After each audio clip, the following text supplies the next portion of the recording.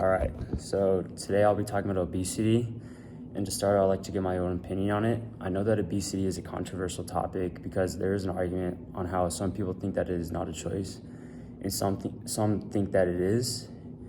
And in my opinion, I definitely think that some parts of obesity are definitely attributed to your own choices. I really feel that it can be avoidable, especially through lifestyle choices and the foods that they eat, and the fact that some people don't even exercise or try to even exercise.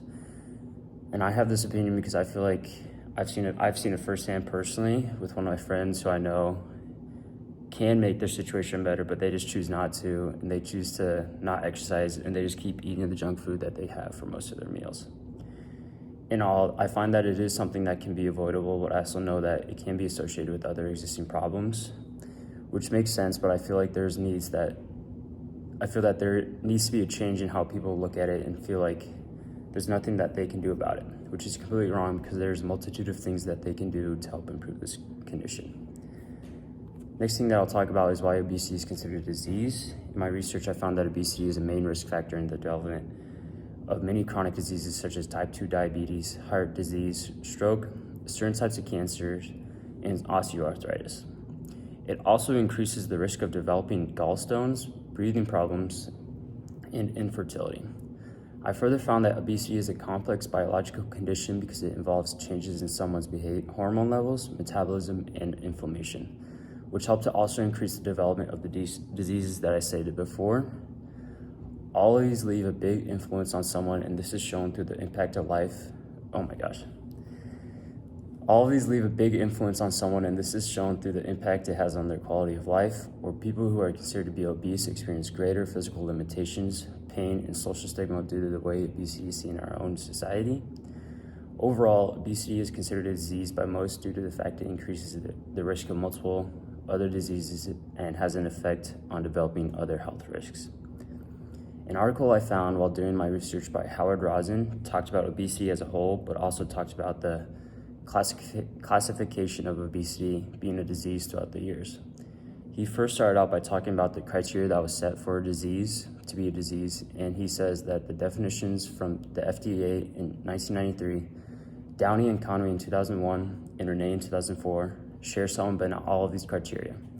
In 2007, the AMA stated the criteria 1, 2, and 4 were necessary for a condition to be called a disease, and at that time it stated that obesity did not meet the criteria to be considered a disease. Several of these authors, as well as the AMA Council in 2012, did not think obesity met the definition of a disease. Conversely, AACE, in a 2012 position statement, stated that obesity met these three conditions. The American Obesity Society do support calling obesity a disease based on utilitarian approach to public health. He further talked about how the definition of what a disease isn't universal, and that this leads to the disagreement of if obesity is a disease. Overall, obesity is definitely a complex condition that someone can have, and it is associated complications challenge the world's healthcare system today. And going off of this, I'd like to talk about how some people may approach treating obesity and how these approaches work. The first approach that I found was hormone-based medications, and most of them that I found were injections.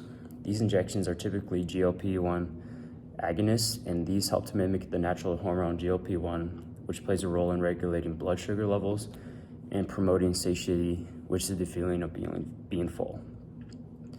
GLP-1 agonists work by increasing the secretion of insulin from the pancreas and decreasing the glucagon secretion, slowing the gastric emptying and providing the feeling of satiety that I said before. These all help to make the person have a reduced appetite as they are already quote-unquote full. Some GLP injections include semaglutide, which is known as Wegovy.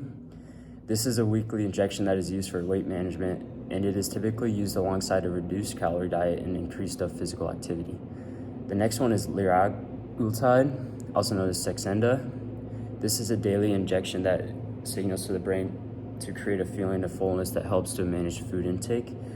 And finally, there's tirzepatide, which is known as Zepbound, and this is a once a week injection that activates both GLP-1 and GIP hormone receptors to reduce appetite and slow down how fast food leaves the stomach, making you fuller for longer.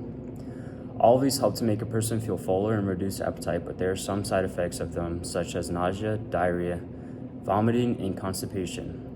While there is more medications like these ones, these are some of the most popular ones. Moving on, the next possible approach for treatment would be a treatment known as a bariatric procedure. The specific bariatric procedure that I found is a vertical sleeve gastrectomy, where about 80% of the stomach is removed laparoscopically or robotically. This leaves a smaller banana-shaped stomach that can only hold about 3 to 4 ounces of food, and this helps to limit the amount of calories you take in, which in turn leads to weight loss, and it is said that the average is about 60 to 70% excess weight is lost after the procedure is performed. Another benefit of this procedure is that it can lead to the remission or improvement of many obesity-related diseases such as type 2 diabetes, high blood pressure, sleep apnea, fatty liver disease, and high cholesterol.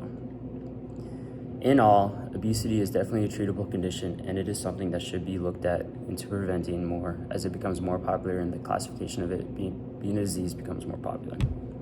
Thank you.